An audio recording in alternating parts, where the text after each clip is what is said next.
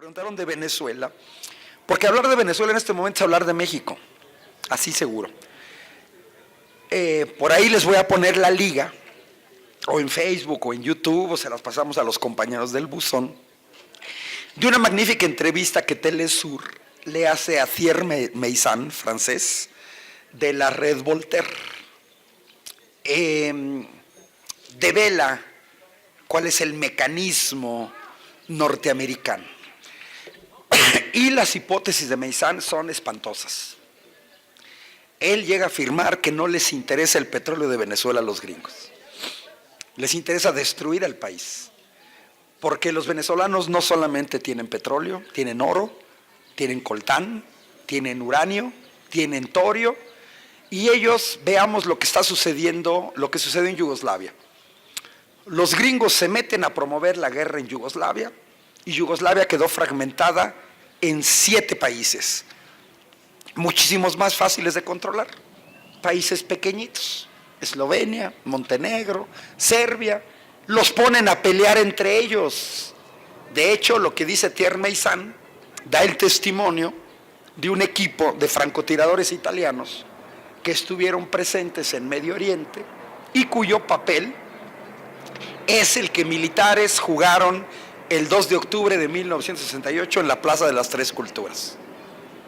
Disparar contra unos y disparar contra otros. Se dispara contra los estudiantes que dicen nos agrede el ejército. Y se dispara contra los militares para decir nos dispararon los estudiantes. Bueno, pues un equipo de francotiradores italianos ha estado en varios países haciendo eso. Y ya lo hemos visto en Venezuela. Francotiradores que disparan contra gente pro Maduro y contra gente en contra de Maduro, de tal manera de exacerbar los ánimos y de decir, ellos nos están matando. Son planes verdaderamente maquiavélicos. Y lo podemos ver ahorita en Siria, que además es curioso, vean los gringos, Siria, Afganistán, Irak, Venezuela, países con recursos energéticos. Siria la están destruyendo totalmente. Estamos ante una guerra de quinta generación, se llaman golpes blandos, como lo vimos en Brasil. ¿Qué hacen en Brasil? Primera, el legislativo defenestra a Dilma Rousseff, elegida legítimamente, y utilizan al Poder Judicial para encarcelar a Lula da Silva y que no pueda participar en las elecciones por una sencilla razón. Si a Lula lo hubieran dejado participar, el presidente de Brasil no sería Jair Bolsonaro, sería Lula da Silva. Y encarcelan a Lula da Silva sin pruebas. Quitan a Dilma Rousseff, meten al tipejo este de Bolsonaro, que inmediatamente se pone como tapete al servicio de los norteamericanos, dispuesto a agredir a Venezuela. Para eso lo pusieron. Dilma Rousseff no se habría prestado a la posición de Bolsonaro. La posición de dignidad del gobierno de Andrés Manuel López Obrador, que no es el único. Ahora ya acusan a López Obrador de que no está a la altura de los tiempos, que porque ya no está de moda la no intervención, como si fueran camisas, pantalones o sombreros. ¿Por qué no le reclaman al gobierno de Italia, cuyo ministro de Exteriores ayer dijo, no nos vamos a meter en Venezuela por un principio básico de convivencia entre los pueblos, la no intervención? A ver, critíquense a los italianos. Y además la ONU, la mayor parte de los países de la ONU no han reconocido a Juan Guaidó. La mayor parte de los países de la OEA no han reconocido a Juan Guaidó. Sí, lo reconocieron el Parlamento Europeo, controlado por fuerzas de derecha, sí. Ya vino Pedro Sánchez del PSOE, que da vergüenza, el PSOE traiciona al propio mediador en Venezuela, José Luis Rodríguez Zapatero, expresidente español, miembro del PSOE, que está haciendo un trabajo de arreglar las cosas por la buena. Y luego viene Pedro Sánchez, que es una vergüenza, a querer decirle a AMLO que sí que hay que intervenir. Bueno, ¿cuál es el camino de estos golpes blandos y guerra de quinta generación, porque tenemos que tener los sensores puestos. Primero, una agresión mediática, basta ver a CNN, por ejemplo, en donde comienzan a contar una bola de mentiras y medias verdades. Fíjense cómo es CNN. El 23 de enero hubo marchas masivas en apoyo y en contra de Nicolás Maduro, del gobierno de Nicolás Maduro. Pero CNN no nos mostró los cientos de miles, las decenas de miles que salieron en Caracas a favor de Maduro. Nada más nos mostró a los otros para hacernos creer que todo el pueblo venezolano está en contra de Nicolás Maduro. Yo casi le diría a la derecha venezolana, no sean chillones, vean lo que hicimos los mexicanos.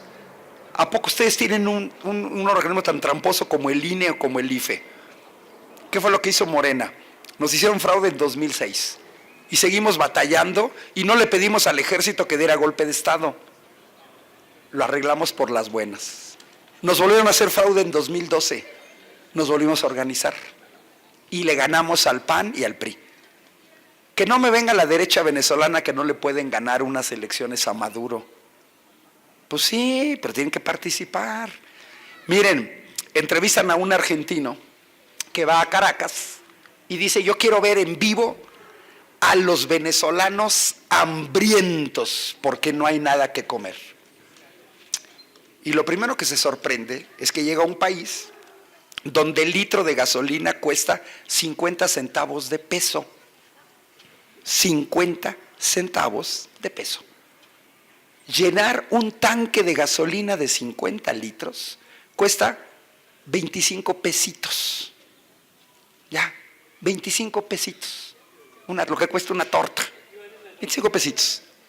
Y luego además dice que ve por las calles de Caracas Land Rovers, BMW, Audi, vehículos de lujo.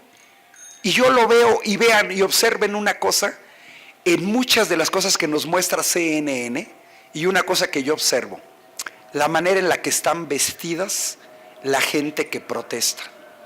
Traen ropa de marca, buenos zapatos, buenos relojes, traen buena ropa, no se ven desnutridos por ningún lado, por ningún lado. Es más, le tupieron a un empresario español que hace más o menos 8 meses subió a su cuenta de Facebook una serie de fotografías de supermercados venezolanos con productos de lujo. Jamón ibérico español, caviar y una bola de cosas. Y dice, esto es en pleno desabasto. Primero viene esa agresión mediática para que todos digamos, Nicolás Maduro, te tienes que ir porque eres un ojete. Todos, ese es lo primero, satanizar. Lo hicieron con Saddam Hussein y lo hicieron con Gaddafi en Libia. Primero es el desprestigio, el ponerlos como un asco. Pero les recuerdo que los primeros que sostuvieron a Hussein fueron los gringos. Y esto tiene que entender la derecha venezolana y los colombianos. Asusaron a Hussein contra Irán y esos dos países combatieron por culpa de una guerra norteamericana y pagaron con más de 1 millón de muertos. Pues agárrense, colombianos y brasileños, va a morir su gente por la irresponsabilidad de su gobierno. Ahora ya sale muy machito el secretario de Relaciones Exteriores de Colombia a decir, vamos a sacar a Maduro como sacamos a Noriega de Panamá. ¿Vamos? Si no tuvieras detrás a los gringos, ¿serías tan machito de querer invadir a otro país? O sea, ahora todo el mundo anda bien machito. Ay, vamos a invadir y vamos a sacarlos. Segunda fase es la agresión económica. Cuba está bloqueada desde los años 60. Es un país que tiene 60 años de un bloqueo económico donde no le venden refacciones, donde no le venden alimentos. Y es lo mismo que han estado haciendo en Venezuela. En Venezuela, como lo hicieron en Chile, la derecha, hay acaparamiento de productos. No los venden, los esconden para generar un desabasto. Y ya los mexicanos ya lo vimos. El desabasto genera enojo en la gente y ellos lo que quieren es tensar, que la gente se enoje. Entonces te oculto el arroz, te ocupo el maíz para las arepas, te lo oculto y viene y la agresión económica, los 7,000 millones de dólares que los gringos acaban de agenciar de Venezuela, de la petrolera Citgo, que pertenece a Venezuela, y el oro que no quieren regresar los ingleses. Fíjense, la meca del capitalismo, violando los principios básicos del capitalismo, que es, yo te doy dinero, banco, y yo, banco, no te lo quiero regresar. Hacen un escándalo para proteger a los privados. El secreto bancario es lo más sagrado que exista para un capitalista. Y yo meto el dinero al banco y me lo quedo. Bueno, pues ahí está. Si eso no les funciona, y lo estamos viendo claramente en Venezuela, es la violencia interna desatada con la manipulación mediática. Nos exhiben a los muertos de un lado, pero nos ocultan a los del otro lado, para siempre victimizar a unos y para ver. Miren, 2 pesos y 2 medidas. Este país acaba de ver a miles de hondureños atravesar famélicos este país, ellos hijos, los hondureños sí jodidos, porque los ve uno en las calles y en los cruceros de varias ciudades mexicanas, pero los gringos no han pensado invadir Honduras, pues ellos quitaron y promovieron el golpe de Estado contra el legítimo presidente Manuel Zelaya en 2009. Entonces, los emigrantes venezolanos son de primera clase. Los hondureños son escoria. No les interesa. ¿Quién puede creer que Donald Trump, un presidente nefasto que da la orden de enjaular a niños y de separarlos de sus familias, puede estar interesado en los derechos humanos? Pues solamente ellos se los creen. Desatan la violencia y luego lo que sigue es la invasión de países vecinos. Lo vemos con Turquía invadiendo Siria, por ejemplo, ¿no? Para que se enfrenten entre ellos. Última medida, los gringos, pero no les gusta mucho, es que están empantanados en Afganistán y en Irak. A todo el mundo dijeron, miren, Irak tiene armas de destrucción masiva, vamos a imponer la democracia. Bueno, pues la derecha venezolana lo tiene que ver. Si le sale bien, tiran a Maduro, imponen a Guaidó y van al gobierno y privatizan PDVSA. Pero si les sale mal, pueden empantanar en una guerra civil, se pueden empantanar en una invasión de su país, en donde entonces sí van a sentir lo que es desabasto, y en donde entonces sí van a sentir lo que es carencias, y en donde van a pagar con sus vidas el andar jugando con fuego, mientras los gringos cómodamente están comiendo aguacate, viendo el supertazón. Así de sencillo. Pero pues miren, para que alguien se quiera inmolar, pues se requiere también alguien que se quiera inmolar. Vean a qué nivel estamos. ¿Quién es Juan Guaidó para decirle a Andrés Manuel algo? En primera, lo voy a decir de manera despectiva, ni modo, es un diputadillo o un diputadete que yo me quise buscar en internet cuánta gente votó por él. Es un diputado federal. Pues no sé, Venezuela es un país que tiene 30 millones de habitantes. Tan solo los que votamos por Andrés Manuel somos más que todos los habitantes de Venezuela. Así de sencillo. ¿Cuántos pudieron haber votado por él? Si bien le va a algunos miles. Y votaron por él para que fuera diputado. Y se autoproclama presidente. A ver, ¿qué le pasaría a Donald Trump? ¿Qué diría? Que Nancy Pelosi, quien es la presidenta del Congreso norteamericano, en una de las marchas de 30,000 maestros en California, o en una de las tantas marchas que hay contra Donald Trump, incluso en Washington, se autoproclamara presidenta de los Estados Unidos. Porque dice que ella es la presidenta del Congreso, y como el Partido Demócrata tiene la mayoría, queremos a Nancy Pelosi, sí, que Nancy Pelosi. A ver, ¿qué haría Donald Trump? ¿Se autoinvadiría? ¿Se imaginan a un líder de los chalecos amarillos ahorita en Francia que se autoproclame presidente en vez de Emmanuel Macron? Y los parlamentos europeos, sí, ya se autoproclamó presidente. Es una cosa gravísima esto que estamos viendo en Venezuela, gravísima, porque le puede suceder a cualquier país. Cualquier hijo de vecina se va a autoproclamar, ¿no? Bueno, ¿qué tendría que entender la derecha venezolana? Apuesten en la negociación, van a salir perdiendo también ellos, van a salir perdiendo y pueden salir perdiendo mucho, y sobre todo la carne de cañón que tienen que hacer. En ese sentido, México y Uruguay, y no son los únicos, sí le están apostando a una cuestión que a nosotros tampoco nos conviene. Si vemos el mapa de Sudamérica, si vemos la violencia en las calles y la represión de Mauricio Macri a los argentinos, miren, la represión en Argentina es más feroz que en Venezuela. Las escenas de violencia de la policía argentina reprimiendo a manifestantes en Argentina superan las que se ven en Venezuela. Pero eso no lo ocultan, eso no nos quieren mostrar que Macri es un represor. Naturalmente, a nosotros no nos convienen todos estos regímenes de derecha. En cierto sentido, las dos potencias en América Latina, pues es Brasil y es México. ¿Qué tenemos que hacer? Pues informarnos más, tener paciencia.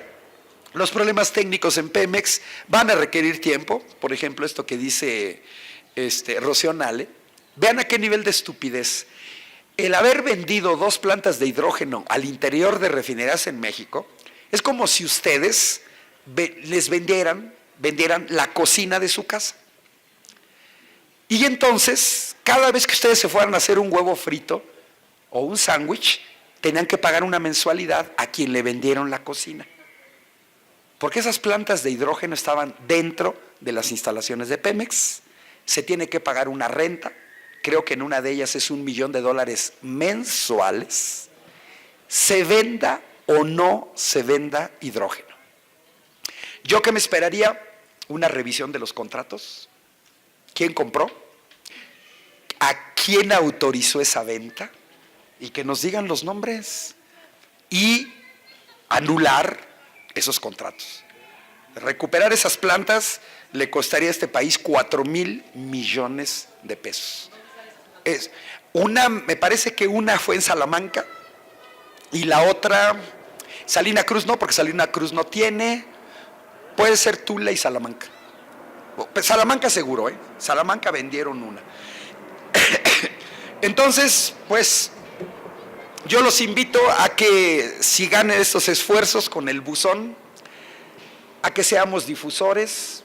Le llevamos una ventaja enorme a panistas y priistas. Tenemos más argumentos, tenemos datos y tenemos el desastroso gobierno que hicieron ellos, sus resultados.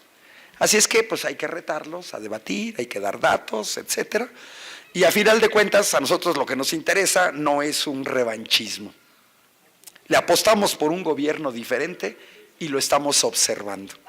Los programas del nuevo gobierno son diametralmente opuestos a lo que habíamos visto en 30 años de neoliberalismo. Y van apenas 2 meses. Nos tenemos que organizar, sí nos tenemos que organizar. Cada error de nuestro gobierno lo van a magnificar. No la tienen tan fácil, en el sentido de ya no tienen el control absoluto de los medios, pero si se acuerdan, ya hubo un grupo de empresarios de Monterrey que hicieron una vaquita de $20 millones, 400 millones de pesos, para hostigar a un gobierno legítimo. Fíjense cómo son las derechas, 400 millones de pesos para hostigar a un gobierno legítimo que ganó las elecciones. Eso sí no lo critican. O sea, eso les parece natural, criticar a un gobierno legítimo que ganó con más del 50% de los votos. Pero algo está cambiando. También hay empresarios que están apoyando este gobierno y la razón es muy sencilla. Los anteriores gobiernos, para construir el circuito mexiquense, le entregaron los contratos a la empresa española OHL, ya señalé los campos aerogeneradores en el Istmo, entregaron los bancos a los extranjeros, entregaron las gasolineras a los extranjeros, pues a quienes les pegan son a los empresarios mexicanos. Yo digo bienvenidos a la cuarta transformación, a los empresarios nacionalistas mexicanos, como hay empresarios nacionalistas franceses, como hay empresarios nacionalistas noruegos, como hay empresarios nacionalistas suecos. Cierro con una anécdota para que vean qué tipo de empresarios necesitamos.